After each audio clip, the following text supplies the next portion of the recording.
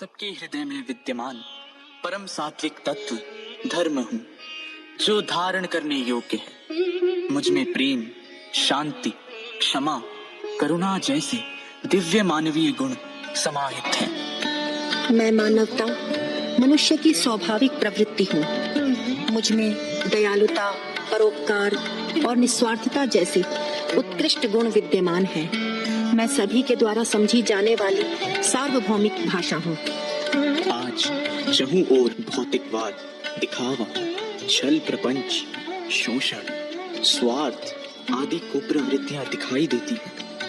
तथापि प्रभु वीर जैसे महापुरुषों एवं सुधी जनों की सात्विकता से मेरा अस्तित्व अक्षुण्ण बना हुआ है। आज हर तरफ फैली कुरीतियों को देखकर मेरी चेतना मुझे हजारों वर्ष पूर्व ले जा रही है। कमोवेश उस समय भी कुछ ऐसी ही परिस्थितियां रही थी।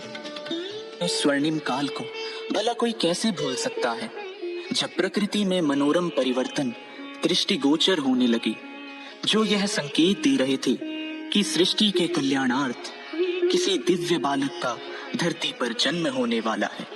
ऐसे सुरम्य वातावरण में माता त्रिशला द्वारा देखे गए सुहंकर स्वप्न उस दिव्यतम अनुभूति की पुष्टि कर रहे थे। तो चलिए अब हम आपको ले चलते हैं प्रभु महावीर के जन्म स्थान की ओर। अरे सखी सुनो, महारानी त्रिशला को एक दिव्य पुत्र रत्न की प्राप्ति हुई है। हाँ हाँ, महाराज सिद्धार्थ ने महल के प्रांगण में एक विशाल उत्सव का आयोजन किया है। सारी प्रजा महाराज और महारानी को बधाई देने गई है। चलो चलो हम भी चलते हैं। बधाई हो महाराज, बधाई हो। समस्त प्रजाजन को भी बहुत बहुत बधाई। पुरोहित जी, आप बालक का कोई सुंदर सा नाम सुझाइए। महारानी जी, बालक के जन्म लेने से राज्य में धन संपदा एवं सुख वैभव का विस्तार हुआ है। इसीलिए मैं अपनी ओर से बालक का नाम वर्तमान प्रस्तावित करता हूँ।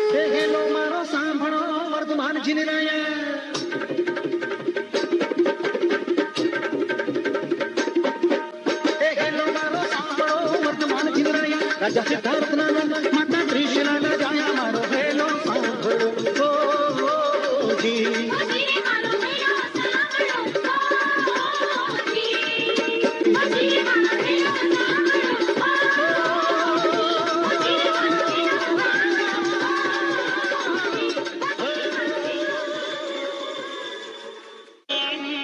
बालक का जन्मोत्सव देखकर आंखें तृप्त हो गई। बालक को पल प्रतिपल बढ़ते देखना अतीव सुखकारी था। मुख पर अपूर्व तेज और गांभीर्य, संयम और सहनशीलता की साक्षात मूर्ति।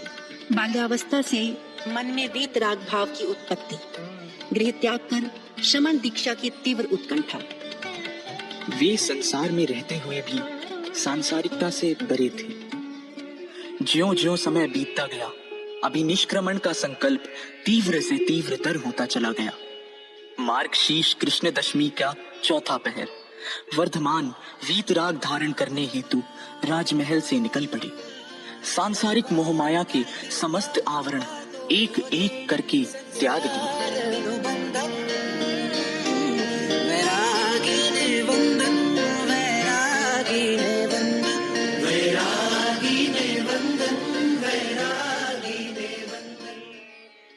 कठोर साधना के दौरान भगवान महावीर सदा सुमेरु पर्वत की भांति अजेय और अकंपित रहे। उन पर उपसर्गों के पहाड़ टूट पड़े। पर महावीर अदम्य साहस, अपराजेय संकल्प तथा उत्कट आत्मबल से हर कष्ट को सहते चले गए और उनकी साधुता के सामने हर उपसर्ग निस्तेज होकर उनके चरणों में गिर पड़ा। उनकी साधना कठिन से कठिन तर होती चली गई और इस तरह उनकी तपश्चर्या के 12 वर्ष बीत गए। फिर आया वैशाख शुक्ल दशमी का मंगलमय चतुर्थ प्रहर। सूर्य पश्चिम की शरण में जा रहा था और इधर कभी ना अस्त होने वाला ज्ञान का सूर्य उदित हो रहा था। केवल ज्ञान की प्राप्ति से उनकी आत्मा आलोकित हो उठी। भगवान महावीर ने संपूर्ण प्राणी जगत के कल्याण के लिए देशना दी।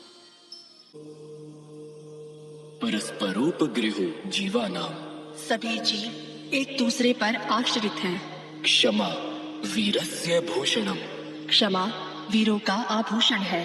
अप्पा सो परमप्पा। प्रत्येक आत्मा में परमात्मा बनने का सामर्थ्य है। समयम गोयम माँ पमायई। हे गौतम, क्षण मात्र भी प्रमाद ना करो।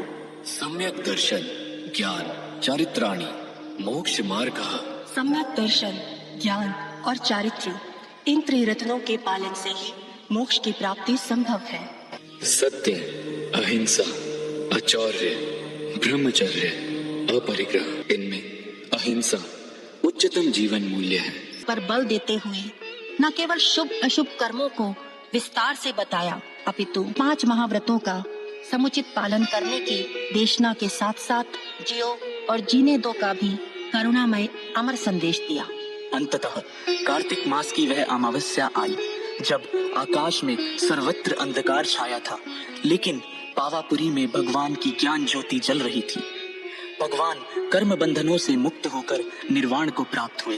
वास्तव में जगत कल्याण का मार्ग ही धर्म है, जो मानवीय मूल्यों अर्थात मानवता के रूप में प्रत्येक व्यक्ति में समाहित है। इसका अस्तित्व कभी नहीं मिट सकता। भगवान महावीर के उपदेश कालजयी हैं।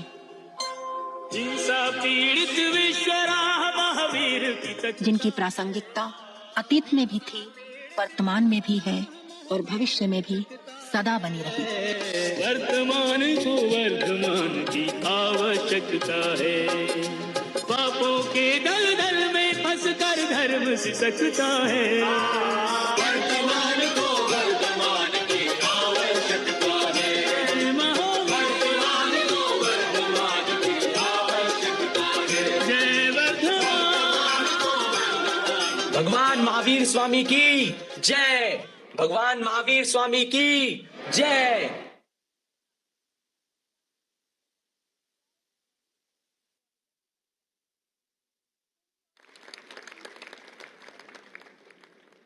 और नीचे जो वो सब्सक्राइब का बटन है ना, उसको हिट करो, जल्दी से करो सब्सक्राइब।